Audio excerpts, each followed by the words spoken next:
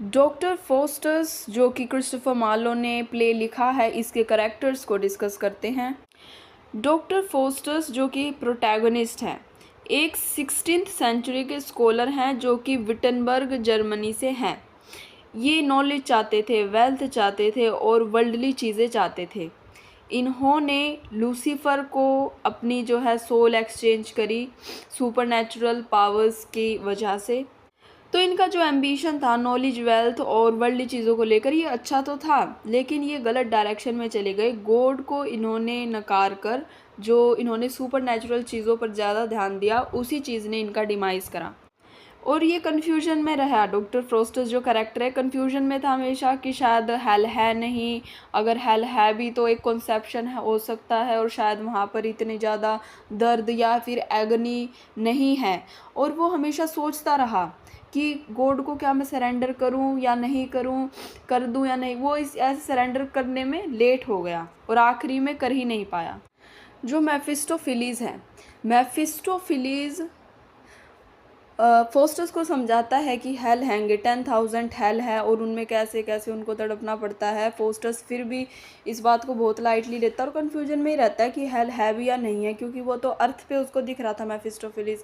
तो मेफिस्टोफिलीज़ भी उसको कहता है कि बहुत सारे नर्क है, और फिर वो उसको एक तरफ वो चाहता भी है उसकी सोल को कैप्चर करना।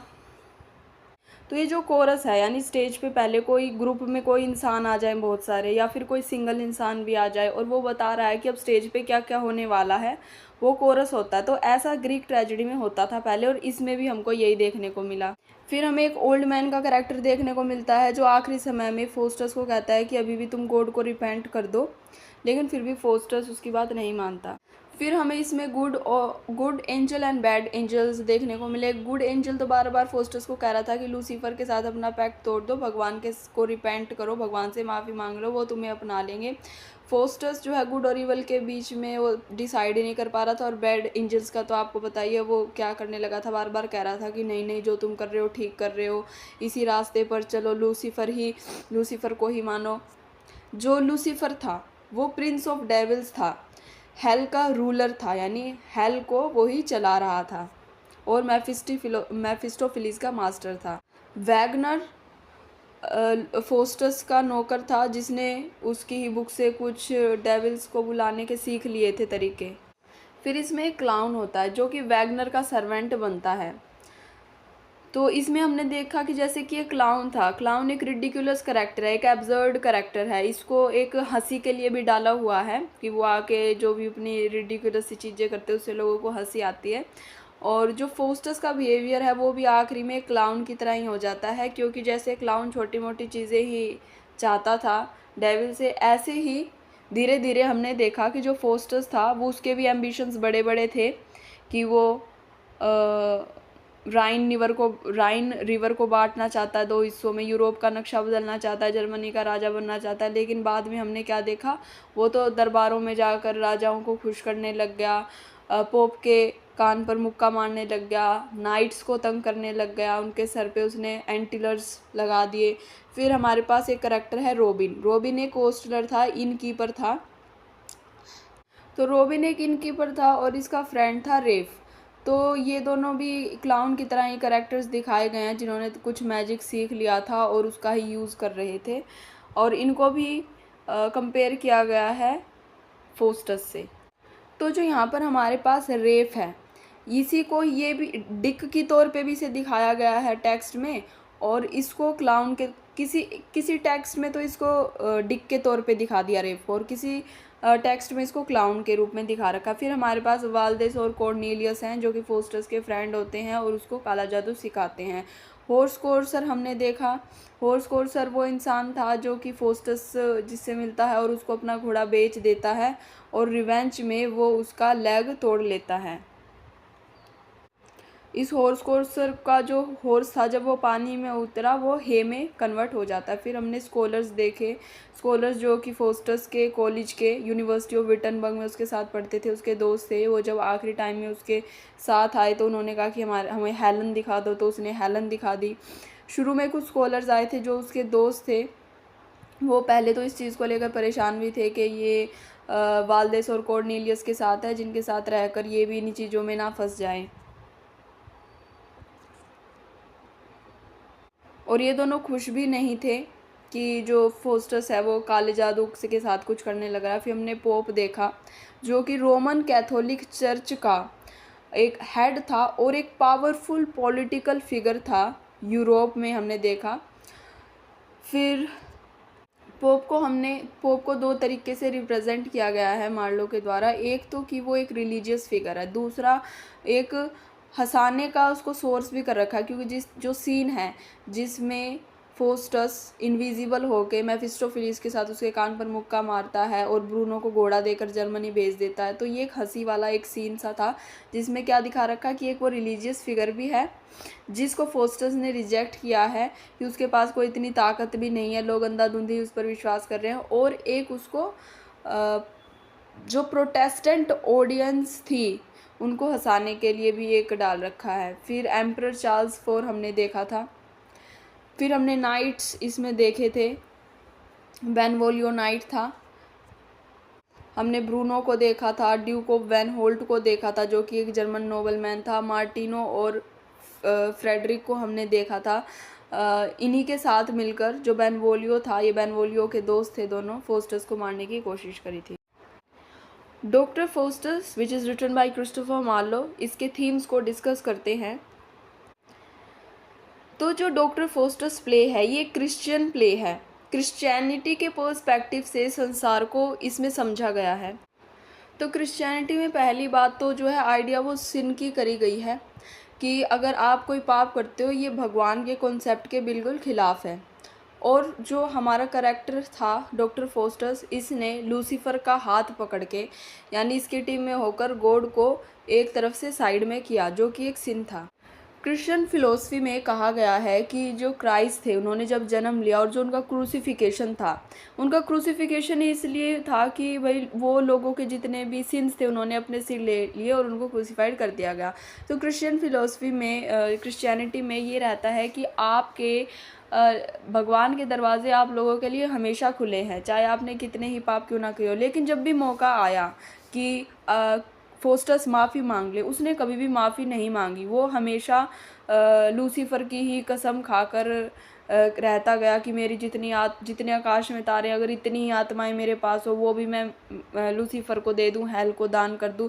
तो उसने अगर वो चाहता तो ओल्ड मैन उसके पास आया था, उसके पास गुड एंजल आए थे, उनकी कसम खा के वो भगवान से माफ़ी मांग लेता, लेकिन उसने ऐसा करा नहीं। तो इसमें हमने देखा थीम, हमने देखा सिन का थीम देखा, रिडेम्पशन का थीम देखा, यानी कि आपको जब माफ़ी मिल गई, आपने सिन का मतलब आपने पाप किया, फिर रिडेम्पशन आपको आपकी गलती का एहसास हुआ, आपने माफ़ी मांगी, और डैमनेशन यानी अगर नहीं मांगी तो फिर आपका डैमनेशन हो गया।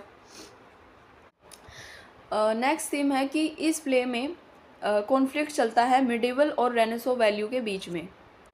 मिडिवल टाइम में क्या था कि गॉड को ही सेंटर पॉइंट मान रखा था। अगर बात होगी तो गॉड से रिलेटेड होगी या फिर किंग्स और क्वींस के बारे में होगी, जो नॉर्मल लोग होते हैं उनके बारे में कोई बात नहीं होती। लेकिन रेनेसो में क्या था, ये इंस्पायर्ड था क्लासिकल जो टाइम था उससे, और उसमें प्लस इसमें मिक्सचर था कि जो हर एक इंडिविजुअल पे भी ध्यान दिया जाएगा इसमें। तो जो रेनेसो मूवमेंट था ये 15th सेंचुरी में स्टार्ट हुआ था और पूरे यूरोप में फैल गया था। ये एक एम्फेसिस था इंडिविजुअल पे, इसमें एम्फेसिस किस पे दिया गया, इंडिविजुअलिज्म पे, क्लासिक लर्निंग्स पे, जैसे क्लासिक लर्निंग्स पे, और जो साइंटिफिक इंक्वायरीज थी उस पे ध्यान दिया गया। मिडिवल पीरियड में जो थियोलॉजी थी वो ही साइंस की एक तरीके से राजकुमारी के तौर पर देखी जाती थी। और रेनेसो में जो सेक्युलर मैटर्स थे उन्होंने अपनी पकड़ बनाई। सेक्युलर मैटर्स क्या, कि हम किस चीज़ को मानते हैं, किस धर्म को मानते हैं, किस चीज़ को नहीं मानते। जो मिडिवल वर्ल्ड था उसमें चीज़ें उसमें मतलब चीज़ें थी कि आप लॉ पढ़ सकते हो, आप मेडिसिन पढ़ सकते हो, जिसमें वो उदाहरण भी देता है। जब लॉजिक का उदाहरण देता है तो एरिस्टोटल को सामने रखता है, जब मेडिसिन का उदाहरण देता है तो गेलेन को सामने रखता है, और जब वो लॉ को रखता है सामने तो बाइजेंटीन एम्परर को सामने रखता है, और बाइबल और रिलीजन का भी जिक्र होता है। लेकिन जो मिडिवल मॉडल हमारा ये था जिसमें ट्रेडिशन और अथॉरिटी, इंडिविजुअल इंक्वायरी, इनको दिया जाता था, महत्व दिया जाता था। लेकिन रेनेसां में क्या हुआ, रेनेसां में था कि इन चीज़ों को अगर आपको फॉलो करना है करो, लेकिन इसको लिमिट में मत बनाओ। कि मतलब जैसे फोस्टर्स क्या चाहता था, वो लोगों को ठीक करना चाहता था, लेकिन मेडिसिन के माध्यम से नहीं ठीक करना चाहता था, लॉ के द्वारा लोगों की मदद नहीं करना चाहता वो। अब इनकी लिमिट पर वो कह रहा है कि अगर मेरे पास कुछ मैजिकल पावर हो जिससे मैं सब कुछ कर सकूं, तो वो एक तरीके से जो लिमिट्स थी, ट्रेडिशंस थे, स्पिरिट्स थी, उसको इसने क्रॉस करने की कोशिश करी, लिमिट करने की कोशिश नहीं करी, नॉलेज, वेल्थ और पावर को महत्व दिया। मिडिवल पीरियड में क्या था, मिडिवल पीरियड में ये था कि अगर आपने कोई सिन किया है तो आपको हमेशा के लिए डैम्नेशन दी जाएगी। अगर आप में प्राइड है तो उसके लिए आपको ये प्राइस पे करना पड़ेगा कि आपको इटर्नल डैम्नेशन दी जाएगी। मिडाइवल पीरियड का कॉन्सेप्ट था। रेनेसां पीरियड का कॉन्सेप्ट था क्या था कि भाई अगर आप कितने भी सिन करे हो, लेकिन अगर आप आखिरी समय में भी माफ़ी मांगते हो तो भगवान आपको माफ़ करेंगे। तो ये जो प्ले लिखा गया था ये 16th सेंचुरी का था, यानी ये रेनेसां पीरियड का था। लेकिन इसकी एंडिंग कैसी है, इसकी एंडिंग मिडिवल पीरियड की तरह है। मिडिवल पीरियड में ये था कि भाई अगर आपने प्राइड रखी अपने अंदर और तो आपको इटर्नल डैम्नेशन मिलेगा। तो इसमें ये युवा मार्लो को जो है भगवान ने कहाँ अपनाया, उसको तो डैम्नेशन ही मिला, उसको हेल में ही जाने को मिला। मार्लो की जो एंडिंग थी वो तो एक मिडिवल ट्रेडिशनल एंडिंग हुई, लेकिन वो खुद में एक ट्रेडिशनलिस्ट नहीं था। ठीक है, जो रीडर्स होते हैं उसको किस तरीके से देखते थे कि एक न्यू वर्ल्ड का एक हीरो है, एक मतलब एक ऐसा संसार जहाँ पर लोगों के ऊपर रिस्ट्रिक्शन नहीं है कि वो गॉड को माने, रिलीजन को माने और उनके ऊपर ह्यूमैनिटी इम्पोज्ड कर दी गई हो। तो मार्लो का ये जो ट्रेजिक फ्लो हुआ है, अंत हुआ है, ये दिखाता है कि अगर आप भगवान को नहीं मानोगे, जो कुछ ट्रेडिशनल चीज़ें ऐसी है जो आपको माननी चाहिए, जैसे भगवान को मानना चाहिए, अगर आप उसको नहीं मानोगे तो ये जो आपकी जो मॉडर्न स्पिरिट है ना भगवान को ना मानने की, ये आपके एम्बिशंस को जो कि आपको चमकते दिखाई दे रहे हैं, इनका एक दिन अंत हो जाएगा और आपके हाथ कुछ नहीं लगेगा। फिर हम इसमें देखते हैं कि जो पावर फोस्टर्स के पास आई थी वो कैसे करप्ट हो गई। उसके सपने तो बहुत बड़े बड़े थे, कुछ करने के थे, लेकिन आखिरी में वो करता क्या है, कुछ नहीं करता उन सब चीज़ों से। उसके सपने थे कि वो राजा बनेगा, यूरोप का मैप बदल देगा, राइन रिवर को 2 हिस्सों में बांट देगा, और वो आखिरी में करता क्या है, सिर्फ लोगों को छोटी मोटी ट्रिक्स दिखाकर ही रह जाता है। फिर हमने देखा कि एक इंसान के डुअल नेचर हो सकते हैं, 2 डिवाइडेड नेचर हो सकते हैं, जैसे कि फोस्टर्स के थे। फोस्टर्स कभी तो चाह रहा था कि वो भगवान को रिपेंट करे, लूसीफर का पैक्ट तोड़ दे, लेकिन फिर उसको जो है रिचेस भी अच्छे लग रहे थे। उसे लग रहा था कि इन डेविल्स के साथ वो बहुत कुछ अचीव कर पाएगा, बहुत कुछ नॉलेज ले पाएगा, और वो कन्फ्यूजन में रहता था कि गुड एंजल की बात माने या बैड एंजल की बात माने। वो डिसाइड ही नहीं कर पाया कि उसको भगवान से माफ़ी मांगनी चाहिए या नहीं मांगनी चाहिए। अब हम इसके मोटिव्स देख लेते हैं। तो हमने इसमें देखा कि जो फोस्टर्स था उसने ब्लैक मैजिक सीखा, स्पेल्स सीख लिए और उसने डेविल को बुलाया, लेकिन उसने उससे बहुत कुछ बड़ा नहीं करा। सेम रोबिन और रेफ भी कामयाब रहे उन मैजिक स्पेल्स को सीखकर, वो भी मॉन्स्टर को बुला लाए और उन्होंने भी कुछ ऐसा नहीं कुछ करा। तो ये दिखाता है कि भगवान से अलग जो कुछ है तो आप उसमें वैसे भी कुछ खास कर नहीं सकते, क्योंकि अल्टीमेट पावर तो गॉड के पास। तो पहला मोटिव में हमने क्या जाना कि जो मैजिक था और जो सुपर नेचुरल एलिमेंट्स थे उनकी हेल्प से कोई कुछ ज़्यादा कर नहीं पाया। दूसरा जो इसमें हमने चीज़ देखी कि जो फोस्टर्स था वो कितना अच्छा लॉ का स्टूडेंट था, वो कितना अच्छा एक लॉजिक दे सकता था, वो कितनी अच्छी मेडिसिन में परफॉर्म कर सकता था, लेकिन ब्लैक मैजिक के चक्कर में वो मीडियोकर मैजिशियन ही बन के रह गया। उसके सारे हाई एम्बिशंस ख़त्म हो गए और वो सिर्फ एक उसका डिक्लाइन हो गया। फिर हमने इसमें परसूट ऑफ नॉलेज को देखा कि जो लूसीफर भी अपना साम्राज्य चाहता था, उसने भगवान के खिलाफ बगावत करी और उसको क्या मिला, इटर्नल हेल। फोस्टर्स ने भी यही करा, वो क्या बहुत नॉलेज चाहता था, लेकिन उस नॉलेज को, एक्स्ट्रा ऑर्डिनरी नॉलेज को पाने के लिए उसने क्या किया, उसने लूसीफर का साथ दिया और गलत का साथ देने की वजह के साथ उसकी ज़िंदगी भी एक आयरोनिकल ही बन के रह गई। कहाँ वो नॉलेज के चक्कर में भगवान को खो बैठा। तो अब इसके सिम्बल्स देख लेते हैं। पहला सिंबल तो हमारे पास ब्लड है ही, कि जब फोस्टस साइन करने जा रहा था लूसीफर के साथ, जो भी उसकी संधि थी, तो उस टाइम उसका खून जम जाता है और पेपर पे साइन नहीं कर पाता। ये दिखाता है कि उसकी खुद की बॉडी भी ये एक्सेप्ट नहीं कर रही कि वो डेविल्स का साथ ले, डेविल्स की हेल्प ले। फिर उसको फिर ख्याल आता है कि क्राइस्ट ने अपना खून बहाया। उसको कैसे लगता है कि क्राइस्ट का जो खून है उसको आसमान में बिखरा हुआ दिखता है, कि उन्होंने जो क्राइस्ट ने अपना बलिदान दिया था वो किस लिए दिया था, ताकि लोगों को सल्वेशन मिल पाए, लोग अपने सिन से मुक्त हो पाए। लेकिन फिर से वो इस चीज़ों पर ध्यान नहीं देता और एक फेल हो जाता है सल्वेशन पाने में। जितनी भी एंशियंट अथॉरिटीज़ थी, तो इसमें एंशियंट अथॉरिटीज़ को सिम्बोलाइज़ किया गया है लॉ, मेडिसिन और थियोलॉजी। इनकी ही पढ़ाई होती थी पहले, और इनसे रिलेटेड, इन फील्ड से रिलेटेड लोग थे एरिस्टोटल, गैलन, जस्टिनियन, जीरोम्स बाइबल। तो इन सब चीज़ों को उसने नकारा और वो एक खोज में लग गया, मैजिक की खोज में लग गया। नेक्स्ट सिंबल थे इसमें गुड और बैड एंजल के, जो कि गुड एंजल सिंबलाइज करता है गॉड को, बैड एंजल सिंबलाइज करता है डेविलिश थिंग्स को। डॉक्टर फोस्टस, जो कि क्रिस्टोफर मार्लो ने लिखी है, इससे रिलेटेड जो क्वेश्चन आंसर्स हैं उनको देख लेते हैं।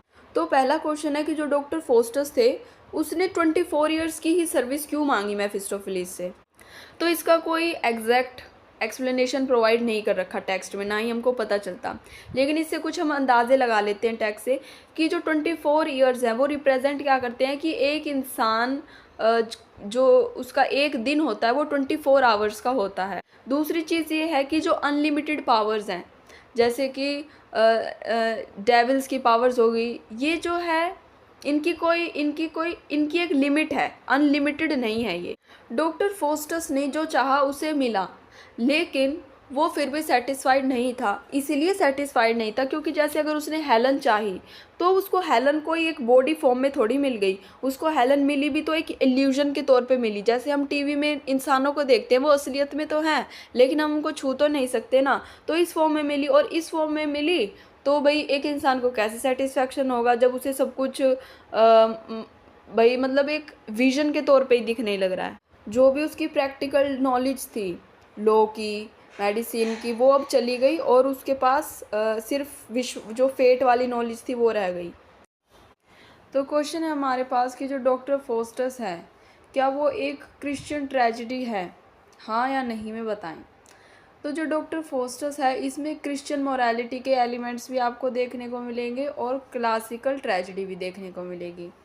ठीक है, क्रिश्चियन मोरालिटी भी देखने को मिलेगी और इसमें क्लासिकल ट्रेजेडी देखने को मिलेगी। तो जो क्रिश्चियन कॉस्मोस है इसमें उसको कैसे दिखाया गया है, गॉड सबसे ऊपर है जो कि संसार को जज करते हैं, उनके कर्मों के हिसाब से उनको फल देते हैं। जो भी सोल है या तो वो हेल जा रही है या वो हेवन जा रही है। डेविल और एंजल्स हैं जो कि गुड एंजल्स है, जो उनकी बात मानते हैं वो भगवान के पास जा रहे हैं, जो डेविल की बात मानते हैं वो हेल में जा रहे हैं। डॉक्टर फोस्टस में क्रिश्चियन ट्रेजेडी है क्योंकि इसने भगवान से माफ़ी नहीं मांगी और इसको जो है नर्क में जाना पड़ा। तो जो क्रिश्चियनिटी के जो सद्गुण हैं, जो क्रिश्चियनिटी कहती है कि आपके अंदर अच्छे गुण होने चाहिए, आपके अंदर विनम्रता होनी चाहिए, ह्यूमिलिटी होनी चाहिए। और जो डॉक्टर फोस्टस था वो इससे बिल्कुल विपरीत गया। उसके अंदर प्राइड थी, उसके अंदर एम्बिशंस थे। घमंड होने की वजह से, प्राइड होने की वजह से उसने भगवान को ठुकराया और लूसीफर को अपनाया, जो कि क्रिश्चियन कॉस्मोलॉजी में प्रिंस ऑफ डेविल्स है। इसमें जो एक बेसिक क्रिश्चियन मैसेज है वो मैसेज क्या है कि एक इंसान को जो टेम्पटेशंस हैं, हमें प्रलोभन मिलते हैं और जो सिन है, जो पाप है, उससे दूर रहना चाहिए। अगर आप उससे फिर भी दूर नहीं रह पा रहे हो तो कम से कम उन चीज़ों के लिए आपको भगवान से क्षमा मांगनी चाहिए। विलियम शेक्सपियर के जो भी प्लेज हैं उसमें हम क्या देखते हैं, उसमें हम देखते हैं कि एक जो ट्रेजिक हीरो होता है उसने कुछ ऐसा करा जिसको मतलब उसे नहीं करना चाहिए था जो चीज़, और फिर उसकी वजह से उसको दुख होता है और उसको जो है क्या होता है, उसको रियलाइज़ होता है बाद में कि उसने कोई मिस्टेक करी है, लेकिन उसको उसकी कोई क्षमा नहीं मिलती। ये ट्रेडिशनल ट्रेजेडी होती है। लेकिन जो क्रिश्चियनिटी है, क्रिश्चियनिटी कहती है कि एक इंसान जब तक जिंदा है अगर वो उस टाइम पीरियड में अगर भगवान से क्षमा मांग ले तो उसको रिपेंटेंस मिल जाएगी। तो अगर कोई ट्रेजिक हीरो भी है अगर उसने अपनी गलती की क्षमा मांग ली चाहे किसी भी टाइम पे, तो भगवान उसको सेव करेंगे, ये क्रिश्चियनिटी कहती है। लेकिन जो शेक्सपियर के टाइम की जो क्रिश्चियनिटी थी, उसके टाइम के जो रूल थे वो ऐसा नहीं कहते थे।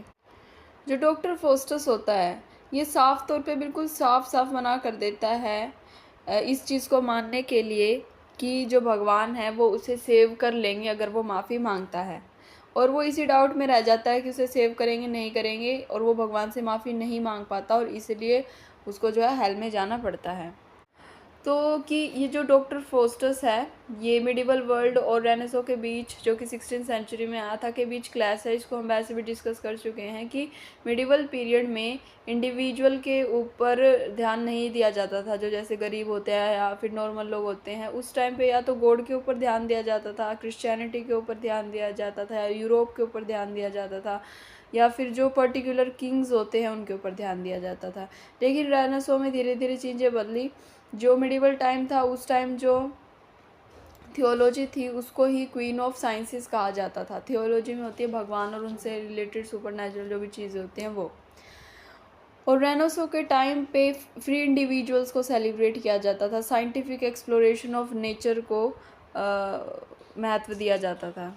तो ये जब प्ले लिखा गया वो टाइम तो रेनेसो का था, लेकिन जो डॉक्टर फ्रोस्टस था इसने चाहे कितना भी नकारा हो क्रिश्चियनिटी को या फिर मिडिवल टाइम के एरा की जो विचारधारा था, लेकिन इसके साथ हुआ वही जो मिडिवल टाइम में विचारधारा थी कि अगर आप सिन करोगे तो आपको नरक में जाना ही पड़ेगा। हमें जो कोरस है उसके द्वारा ये संदेश दिया जाता है कि मार्लो के जो डॉक्टर फोस्टस है इसके पाथ पर मत चलो। तो वो संदेश है कि आप भगवान से दूर मत हो। जब फोस्टस मेफिस्टोफेलिस से क्वेश्चन करता है कि क्या कोई आफ्टर लाइफ होती है, क्या मर जाने के बाद कोई ज़िंदगी होती है, तो मेफिस्टोफेलिस उसको साफ तौर पर एश्योर करता है, विश्वास दिलाता है कि हेल एग्जिस्ट करता है, रियल है और टेरिबल है।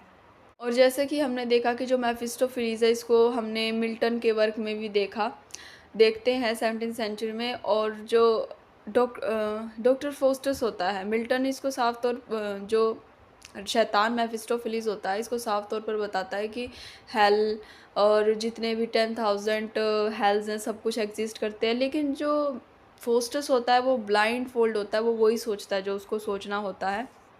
जैसे मेफिस्टोफेलिस लूसीफर की बातों में आके उन्होंने भगवान के खिलाफ बगावत करी और उन्हें भी उस चीज़ का अब हमेशा के लिए पैराडाइज से निष्कासित कर दिया गया। इस चीज़ का वो भुगतान कर रहे हैं प्राइड की वजह से कि भाई हम उनको अच्छा खासा एक जगह दे रखी थी भगवान ने, लेकिन वो सोच रहे हैं भगवान से ऊपर बन जाएं। ऐसे ही फोस्टस भी सोच रहा है। तो ये भगवान से मिलने की इसने नहीं सोची, इसने कहा कि मैं भी कुछ मैजिक करके कुछ ऐसा हो जाऊँ, मेरे अंदर भी मैं भी क्या पता भगवान बन सकता हूँ। आउट ऑफ प्राइड इसके साथ भी वैसे ही हो रहा है।